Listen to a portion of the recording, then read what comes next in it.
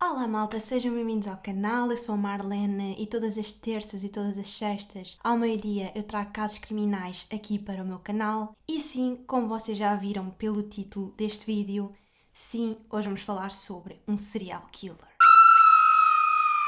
Hoje eu trago-vos o caso de um serial killer chamado Robert Bardella, que foi um serial killer americano que ficou conhecido como The Kansas City Butcher, e ele foi o responsável por raptar, violar, torturar, sequestrar e matar 6 homens na cidade do Kansas.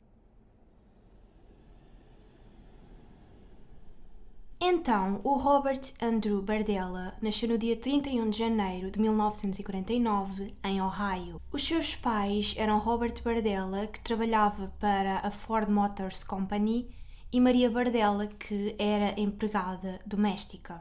Eles eram uma família bastante religiosa, eles iam frequentemente à igreja e o Robert e o irmão frequentavam mesmo cursos religiosos, que eu não sei o que é, mas eu suponho que aqui em Portugal seja tipo catequese, não sei, mas deve ser uma coisa assim, parecida. Em criança, o Robert não tinha amigos, ele estava quase sempre sozinho, ele nunca brincava na rua, estava sempre trancado no quarto, a pintar, a colecionar selos. Ele era bastante inteligente e então na escola ele era um excelente aluno, mas os professores estavam sempre a queixar-se que era difícil ensinar-lhe coisas porque parecia que ele apenas aprendia aquilo que ele queria e aquilo que ele achava interessante. Ele tinha algumas dificuldades em expressar-se, em falar. Por causa disso, ele era bastante gozado pelos colegas da escola, eles batiam-lhe, chamavam-lhe nomes. Como se isso já não bastasse, o ambiente em casa não era muito melhor. O irmão do Robert era extremamente atlético, ele estava sempre na rua a praticar desporto, a jogar futebol e, como eu já vos disse, o Robert era uma criança mais sossegada, mais na dele, e então por causa disso o pai dele inferiorizava-o bastante. Na adolescência ele descobriu que era homossexual, mas ele guardou o segredo porque para ele era um pavor que as pessoas descobrissem que ele era homossexual. E alguns artigos dizem mesmo que ele chegou a ter uma namorada. Em 1956, o pai dele morreu de ataque cardíaco e isso afetou bastante o Robert e ele acabou por se refugiar na religião, não só na religião católica, mas ele começou também a interessar-se por outras religiões. E algum tempo depois do pai dele ter morrido, a mãe dele voltou a casar e o Robert viu isso como uma traição ao pai dele, à memória do pai dele, e obviamente ele não aceitou o casamento. À medida que o tempo ia passando, o Robert ia se fechando cada vez mais em si próprio, a ficar cada vez mais isolado, e nesta altura ele estava a estudar no ensino médio, e então no verão de 1964 ele formou-se no Cuyahoga Falls High School e depois ele viajou para o Kansas, onde começou a estudar no Kansas City Institute com muita vontade de ser um professor universitário. Durante o primeiro ano ele foi um aluno bastante aplicado, no entanto, no segundo ano ele perdeu completamente o foco e basicamente ele já não queria saber daquilo para nada, já não estava minimamente interessado em estudar e ele acabou por encontrar lá na universidade um grupo de estudantes que vendiam droga e então eles começaram a vender droga ao Robert, que supostamente não era para ele consumir e sim para ele vender a outros alunos. A partir deste momento ele começou também a beber e a praticar atos de tortura contra animais. Terá mesmo torturado um pato e uma galinha até à morte em frente de colegas na escola e terá também usado sedativos e tranquilizantes num cão. Supostamente nesta altura ele foi preso 2 vezes. A primeira foi, como eu já vos disse, ele vendia droga a alunos na escola e então ele terá tentado vender droga a um polícia que estava à paisana e então ele acabou por ser preso. Cerca de um mês depois ele foi apanhado novamente a vender maconha e foi novamente preso, mas como não haviam provas suficientes, ele teve preso durante 5 dias e foi libertado. Em 1969, ele deixou voluntariamente a universidade porque supostamente ele terá matado e cozinhado um pato numa aula e a justificação que ele deu era que aquilo era arte. No entanto, ninguém achou piada nenhuma àquilo que ele tinha feito e como ele já não queria saber do estudo, já tinha perdido completamente o foco, ele acabou por sair da universidade. Nesta altura, ele já era um homossexual completamente assumido e ele passava todo o seu tempo com prostitutos, drogados e pequenos criminosos, e ele fez amizade com todas estas pessoas porque supostamente ele oferecia-lhes ajuda para eles mudarem de vida. Eu não consegui confirmar esta informação, mas é possível que ele se tenha envolvido sexualmente com estas pessoas. Ele dava-lhes dinheiro e deixava-os ficar no apartamento dele se em troca eles tivessem relações com ele. No final do ano de 1979, ele entrou para uma associação de combate ao crime e vizinhança de South Hyde Park, e no início de 1980 ele tornou-se mesmo presidente destas associações, mas algum tempo depois, ainda nesse ano, ele acabou por abandonar o cargo por razões desconhecidas e em 1982 ele acabou por abrir uma loja no Westport Flea Market. E nessa loja ele vendia essencialmente arte primitiva, joias e antiguidades. Ao lado da loja do Robert existia uma outra loja de um homem chamado Paul Oil e esse homem tinha um filho chamado Jerry e esse Jerry terá sido a primeira vítima do Robert Bardella.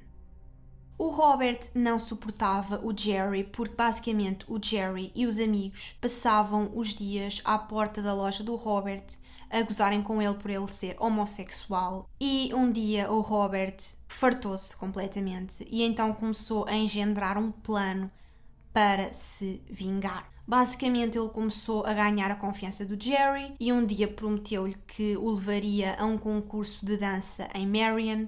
No entanto, ele não o levou para Marion e sim para o seu apartamento.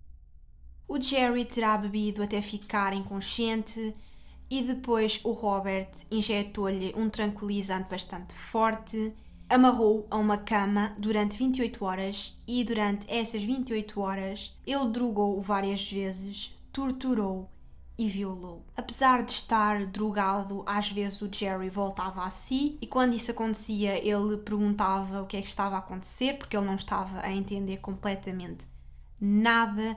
Mas quando isso acontecia, obviamente, o Robert voltava a drogá-lo para ele ficar quieto e calado. Não se sabe ao certo como é que o Jerry morreu, mas terá sido asfixiado com o seu próprio vómito. E então ele levou o corpo para o porão e lá ele suspendeu o corpo com cordas, colocou uma panela bastante grande por baixo do corpo, fez cortes nos cotovelos e no pescoço do Jerry e depois basicamente deixou o corpo a escorrer sangue para a panela durante toda a noite. No dia seguinte ele voltou ao porão, desmembrou o corpo com uma serra elétrica, embrulhou todos os pedaços em papel de jornal, colocou esse jornal dentro de um saco e depois colocou esse saco dentro do contentor na rua.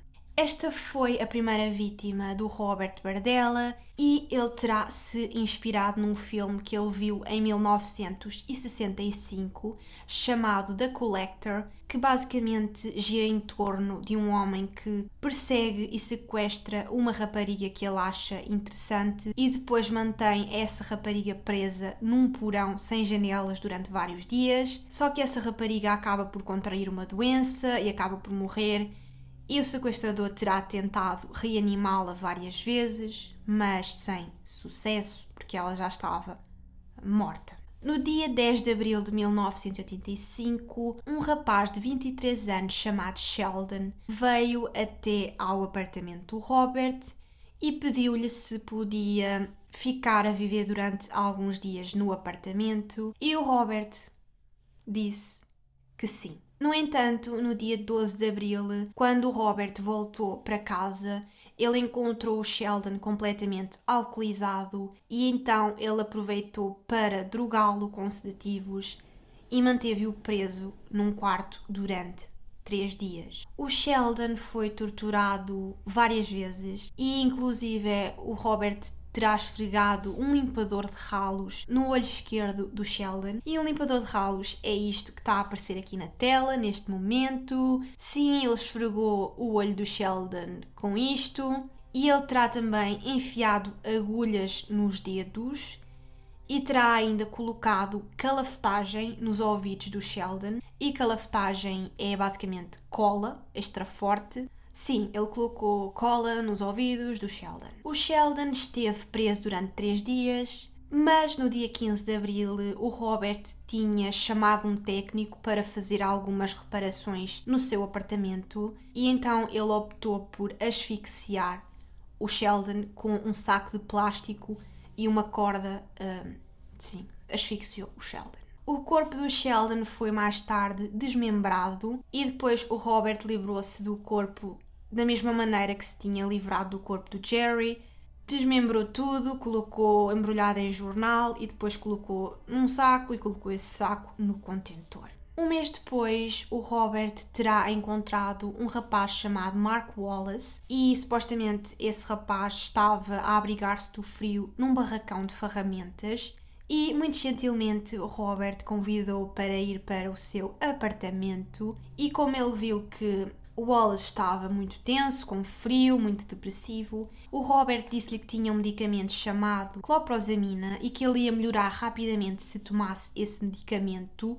O Wallace acabou por aceitar tomar esse medicamento sem saber que estava a comprar um bilhete direto para a morte. O Wallace foi drogado e trancado num quarto, onde ficou a ser torturado durante um dia, com pinças nos mamilos que davam choques elétricos. E o Robert inseriu-lhe também agulhas hipodérmicas, que eu não sei bem o que é, mas deve estar a aparecer aqui na tela. E o Wallace não aguentou esta tortura e acabou por morrer. No dia 26 de setembro de 1985, um rapaz chamado James Ferris ligou para o Robert a perguntar se podia ficar alguns dias no seu apartamento.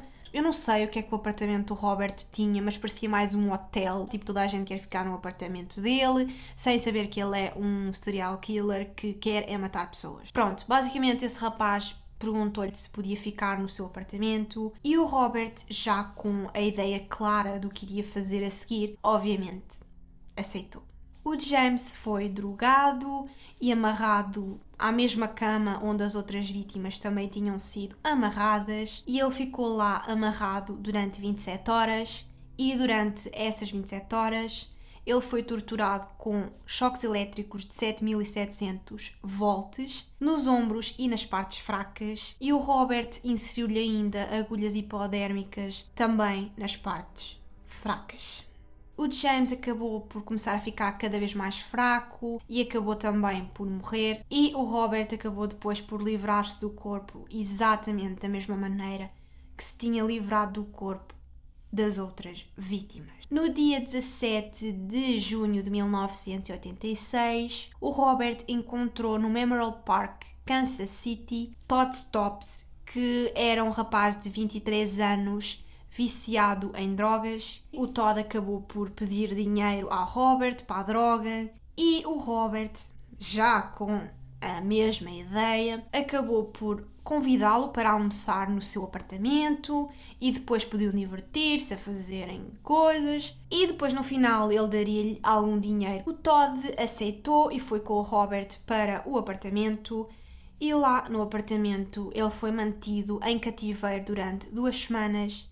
Ele levou choques elétricos nos olhos, o Robert enfiou-lhe o limpador de ralos na garganta e depois acabou por romper a parede anal do Todd com um punho e devido a essa hemorragia e toda a tortura a que estava a ser submetido, o Todd não aguentou por muito mais tempo e acabou por morrer. Na primavera de 1987, o Robert fez amizade com um jovem de 20 anos chamado Larry Wayne Pearson e esse rapaz acabou também por ir morar no apartamento do Robert.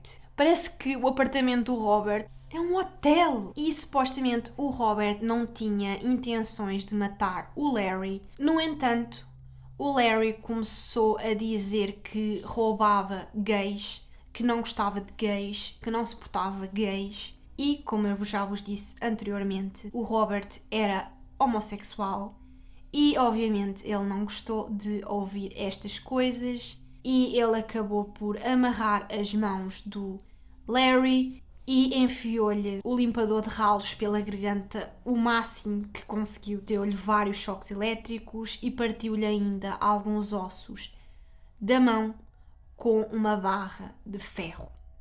E o Larry terá sido a vítima que mais cooperou com o Robert, ou seja, ele fazia tudo o que o Robert mandava na esperança de ser libertado. Só que o tempo foi passando, os dias foram passando e não parecia que o Robert tinha intenções de o libertar, porque, como é óbvio, ele não o iria libertar, porque senão ele iria contar tudo, portanto não o iria libertar. E então o Larry teve a má ideia de morder as partes fracas do Robert. Como resposta, ele foi morto logo de seguida. Ele foi primeiro espancado com um ramo de uma árvore e depois foi sufocado com uma ligadura no pescoço. O Robert desmembrou de seguida o corpo e guardou a cabeça do Larry no frigorífico, mas depois, por algum motivo, ele arrependeu-se de ter ali a cabeça no frigorífico e então ele foi buscar a cabeça e levou-a para o quintal e enterrou-a no quintal.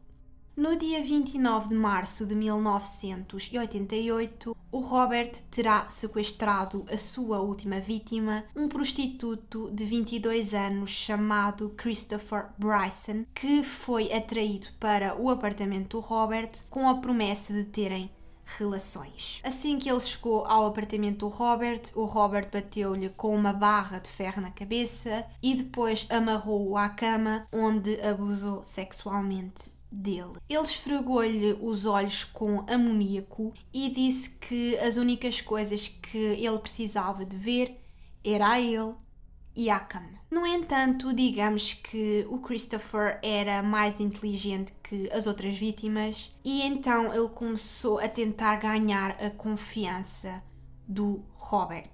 E no terceiro dia de cativeiro, ele conseguiu convencer o Robert a prender-lhe as mãos à frente do corpo em vez de ser atrás. Ele conseguiu, não sei como, e conseguiu também que o Robert o deixasse ver televisão. De alguma forma, o Christopher acabou por conseguir ter acesso a uma caixa de fósforos e ele conseguiu queimar as cordas que o prendiam com esses fósforos. Ele saltou então da janela do segundo andar, completamente nu, com uma coleira de cão à volta do pescoço, e no salto ele acabou por partir o pé, mas a aflição de conseguir fugir e se libertar era tão grande que ele nem sentiu que partiu o pé. Na rua ele acabou por encontrar um homem e ele pediu ajuda a esse homem e a polícia foi chamada.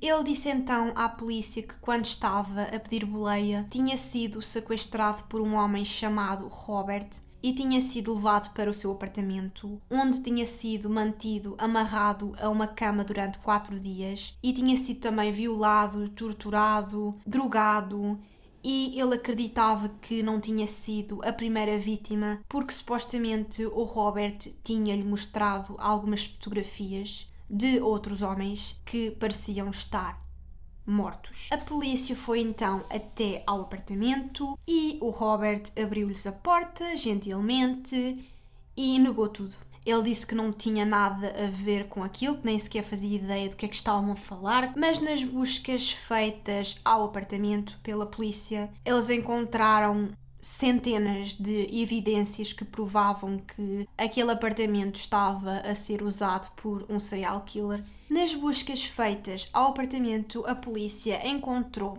cordas queimadas presas aos pés da cama, um transformador elétrico, uma bandeja de metal com seringas e pequenos frascos com um líquido transparente. Na sala foi encontrado um tubo de ferro cordas, cintos, vértebras humanas, dentes guardados dentro de um envelope, 334 fotografias que mostravam o Christopher e outros homens a serem torturados, um bloco de notas que descrevia os atos de tortura praticados com cada vítima, recortes de um jornal onde falavam sobre o desaparecimento de um jovem chamado Jerry Owell e ainda uma carteira que pertencia a um homem chamado James Ferris. Foi encontrada ainda dentro de um armário uma cabeça e no quintal foi encontrada uma outra cabeça enterrada. No porão existiam manchas de sangue no chão e foram também encontrados caixotes do lixo, também sujos de sangue, e ainda uma serra elétrica suja com sangue e restos de carne humana. Quando as buscas ao apartamento terminaram, o Robert foi informado de tudo o que tinha sido encontrado no apartamento dele e ele negou tudo, como é óbvio. Depois de todas aquelas evidências, ele continua a negar, como é óbvio. Ele não tinha nada a ver com aquilo tinha ido tudo lá parar por magia. A polícia pediu-lhe que ele escrevesse qualquer coisa num papel para eles poderem comparar a caligrafia dele com a caligrafia encontrada no bloco de notas encontrado no apartamento dele, mas ele negou-se e então ele foi preso durante 6 meses por desobediência à autoridade. Mais tarde ele foi considerado culpado de todas as mortes, todos os atos de tortura, todas as violações, todos os sequestramentos, tudo. Ele foi considerado culpado de tudo e então ele foi condenado à prisão perpétua sem direito à liberdade condicional